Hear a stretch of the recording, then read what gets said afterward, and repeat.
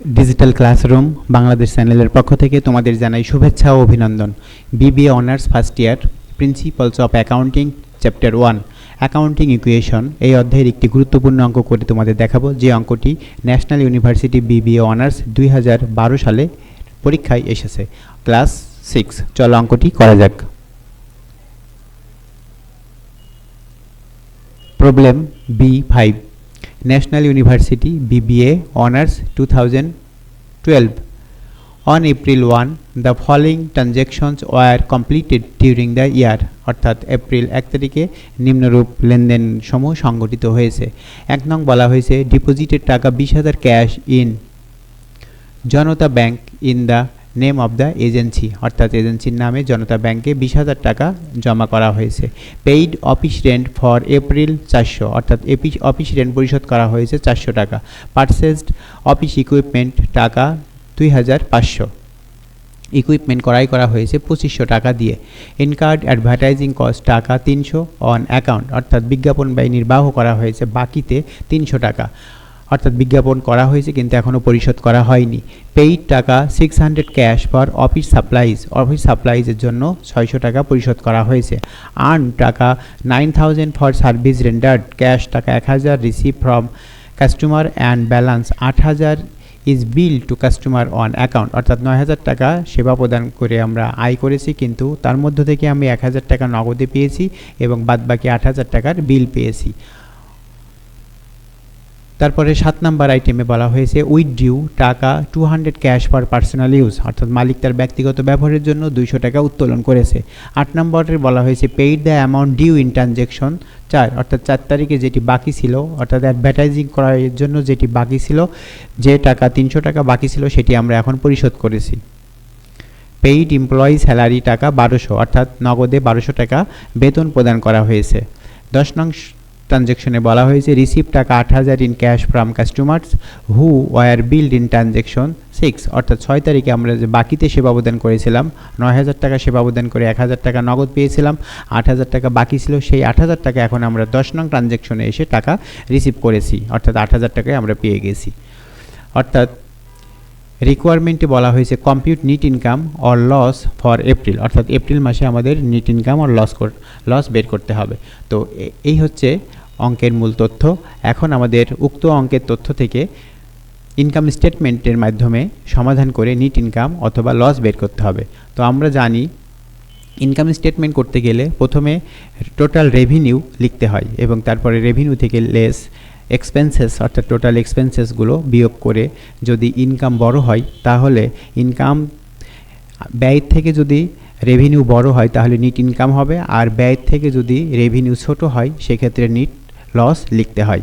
তো আমরা এখন এখানে 10টি ট্রানজ্যাকশন আছে, এই 10টি ট্রানজ্যাকশনের মধ্যে কোনটি আয় সংক্রান্ত ট্রানজ্যাকশন এবং কোনটি ব্যয় সংক্রান্ত ট্রানজ্যাকশন সেটি আমরা এখন দেখব। তো এখানে প্রথমে 1 নং ট্রানজ্যাকশনটি, এটা হচ্ছে মালিক বিনিয়োগ করেছে অর্থাৎ জনতা ব্যাংকে এজেন্সির নামে, বিষয়টি আয় হিসাবে গণ্য হবে না এবং ব্যয় হিসাবে গণ্য হবে না। এটি হচ্ছে মূলধন বৃদ্ধি পাবে এবং সম্পদ নগদ টাকা বা ব্যাংকের টাকা বৃদ্ধি পাবে। পেইড অফিস রেন্ট, এটি একটি খরচ 400 টাকা, এটি আমাদের ব্যয় হিসাবে লিখতে হবে। তারপরে purchase office equipment, office equipment একটি সম্পদ, একটি অফিস ইকুইপমেন্ট অফিস সরঞ্জাম করা, এটি একটা সম্পদ ক্রয় করা হয়েছে। এখানে নগদ, একদিকে নগদ টাকা এক সম্পদ কমে যাবে এবং ইকুইপমেন্ট সম্পদ বৃদ্ধি পাবে। ইনকার্ড অ্যাডভার্টাইজিং কস্ট 300 টাকা, এখানে বিজ্ঞাপন ব্যয় করা হয়েছে 300, এটি একটি খরচ। তাহলে আমরা পূর্বে 2 নং আইটেমটি একটি খরচ পেয়েছি রেন্ট, এবং অ্যাডভার্টাইজিং এক্সপেন্স হিসাবে একটি খরচ পেলাম 300 টাকা। পেইড টাকা 600 ক্যাশ ফর অফিস সাপ্লাইজ, এটি একটি সম্পদের জন্য 600 টাকা প্রদান করা হয়েছে, এটি আয় হিসাবে এবং ব্যয় হিসাবে গণ্য হবে না। আর্নড টাকা 9,000, আমরা 9,000 টাকা সেবা প্রদান করে আয় করেছি, এটি হচ্ছে আমাদের একমাত্র আয়, আমরা এখানে লিখেছি সার্ভিস রেভিনিউ টাকা 9,000। আর কোনো, এই 10টি ট্রানজ্যাকশনের মধ্যে আর কোনো আয়ের ট্রানজ্যাকশন নেই, সেজন্য আমাদের 9,000 টাকা একবারে আমরা বসিয়ে দিয়েছি। যদি আরও কোনো লেনদেনের মাধ্যমে কোনো ট্রানজ্যাকশনের মাধ্যমে রেভিনিউ হিসাবে কোনো টাকা থাকতো তাহলে আমরা ইনার কলামে 9000 যোগ আরও টাকা থাকলে সেটা যোগ করে এখানে একবারে বসিয়ে দিতাম। যেহেতু 10টি ট্রানজ্যাকশনের মধ্যে রেভিনিউ হিসাবে আর কোনো আইটেম নেই, সেজন্য আমরা এই সার্ভিস রেভিনিউ একটি এখানে বসিয়েছি। এখন আমরা লেস করব less operating expenses. Operating expense অর্থাৎ পরিচালন ব্যয়, ব্যবসা কার্য পরিচালনা করতে যে ব্যয়সমূহ সংগঠিত হয় সেই ব্যয়গুলোকে আমরা অপারেটিং এক্সপেন্সেস বলি। এখানে আমরা 2 নং ট্রানজ্যাকশন দেখেছি অফিস রেন্ট বাবদ 400 টাকা, এটি একটি ব্যয়, সেজন্য আমরা এখানে লিখেছি অফিস রেন্ট 400 টাকা। তারপরে অ্যাডভার্টাইজিং এক্সপেন্স আমরা এখানে দেখেছি 300 টাকা, অ্যাডভার্টাইজিং এক্সপেন্স এখানে আমরা লিখেছি 300 টাকা। তারপরে উইথড্রিউ, এটা উত্তোলন, এটা আয় বা ব্যয় হিসাবে গণ্য হবে না। Paid amount due transaction charge থেকে যেটি বাকি ছিল সেটা পরিশোধ করেছি, এটা আয় ব্যয় হিসাবে গণ্য হবে না। পেইড এমপ্লয় স্যালারি 1200 টাকা, এটি একটি ব্যয়। স্যালারিজ হিসাবে ব্যয় আমরা এখানে লিখলাম 1200 টাকা। এরপরে রিসিভ টাকা 8000, অর্থাৎ আমরা বাকিতে সেবা প্রদান করেছিলাম 6 নং সমন্বয়ে 8000 টাকা, সেই 8000 টাকা আমরা এখানে এই ট্রানজ্যাকশনের মাধ্যমে গ্রহণ করেছি বা রিসিভ করেছি, সেজন্য এটা আয় এবং ব্যয় হিসাবে গণ্য হবে না। তাহলে 1 থেকে 10টি ট্রানজ্যাকশনের মধ্যে আমরা আয় পেলাম একটি ট্রানজ্যাকশনে, সেটি হচ্ছে 6 নং ট্রানজ্যাকশনে আমরা আয় হিসেবে পেয়েছি, সেখানে 9000 টাকা ছিল।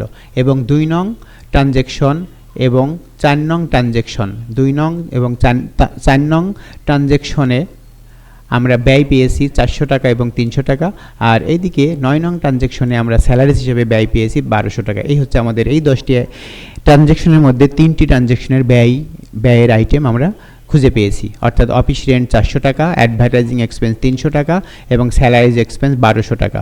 এবং টোটাল অপারেটিং এক্সপেন্সেস পরিমাণ হচ্ছে 1200, 300, 1500 আর 400, 1900 টাকা। এখন 9000 টাকা থেকে আয় থেকে যদি ব্যয়, এখানে ব্যয়ের পরিমাণ 1900, আয়ের পরিমাণ 9000, আয় এখানে বড় আইটেম থেকে ব্যয়ের ছোট আইটেম অর্থাৎ 1900 টাকা যদি বিয়োগ করি তাহলে আমাদের এখানে ব্যালেন্স থাকবে 7100 টাকা। যেহেতু এটি ব্যয় ছোট এবং আয় বড়, সেজন্য এটি হবে নিট ইনকাম। আর যদি ব্যয় বড় হতো আয় ছোট হতো সেক্ষেত্রে আমরা এটা নিট লস হিসাবে লিখতাম। যেহেতু এটি আয় বড় ব্যয় ছোট, সেজন্য এটি নিট ইনকাম। তো এখানে ইনকাম স্টেটমেন্ট করে আমরা নিট ইনকাম বের করলাম। এখানে আর যে সকল আইটেমগুলো অবশিষ্ট থাকলো, সম্পদ, দায়, উত্তোলন, প্রারম্ভিক মূলধন, এই সকল আইটেমগুলোর প্রভাব ইনকাম স্টেটমেন্টে পড়বে না, সেগুলো অন্যান্য অ্যাকাউন্ট করতে গেলে বা স্টেটমেন্ট করতে গেলে সেখানে কাজে লাগবে। যেহেতু এই অঙ্কে আমাদের এখানে চেয়েছে নিট ইনকাম, সেজন্য আমরা ইনকাম স্টেটমেন্টের যে আইটেমগুলো যাবে শুধু সেই আইটেমগুলো নিয়েই এই অঙ্কটি সমাধান করেছি। তো আজকের ভিডিও ক্লাস এই পর্যন্তই। পরবর্তী ভিডিও ক্লাস দেখার আমন্ত্রণ জানিয়ে আমি আজকের মতো এখানে শেষ করছি। ধন্যবাদ সবাইকে।